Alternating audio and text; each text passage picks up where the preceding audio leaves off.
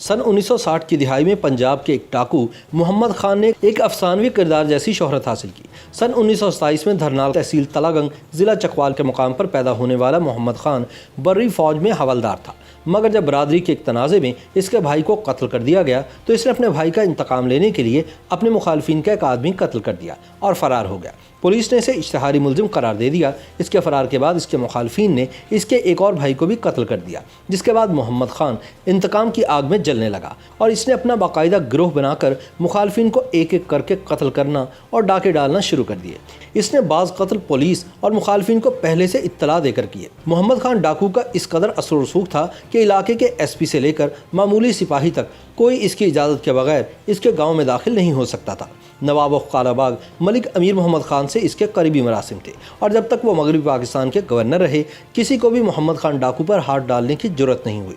سن 1963 سے 1966 کے دوران یہ اپنی ریاست کا بے تاج بادشاہ تھا۔ سن 1965 کے صدارتی انتخابات میں اس نے اپنے علاقے کے تمام بی ڈی ممبران اور چیئرمین کے ووٹ صدر ایوب خان کو دلوائے تھے۔ تاہم نواب آف قالہ باغ کی گورنری ختم ہونے کے بعد محمد خان ڈاکو کو گرفتار کر لیا گیا۔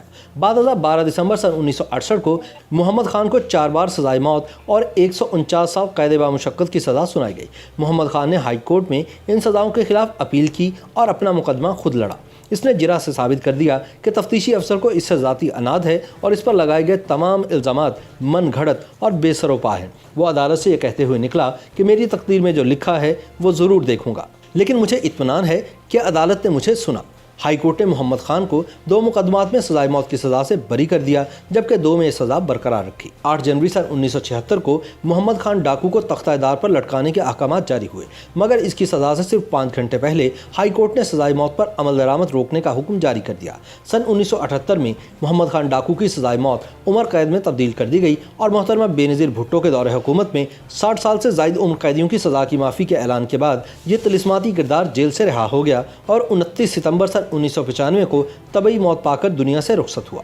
محمد خان ڈاکو اپنے آبائی گاؤں ڈھوک مصائب تحصیل تلہ گنگ ضلع چکوال میں دفن ہے۔ محمد خان کی زندگی میں ہی ہدایتکار کیفی نے اس پر ایک پنجابی فلم محمد خان کے نام سے بنائی، جس میں مرکزی کردار سلطان راہی نے نبھایا، تاہم یہ فلم کمزور اسکرپٹ کے باعث مقبولیت حاصل نہ کر سکی۔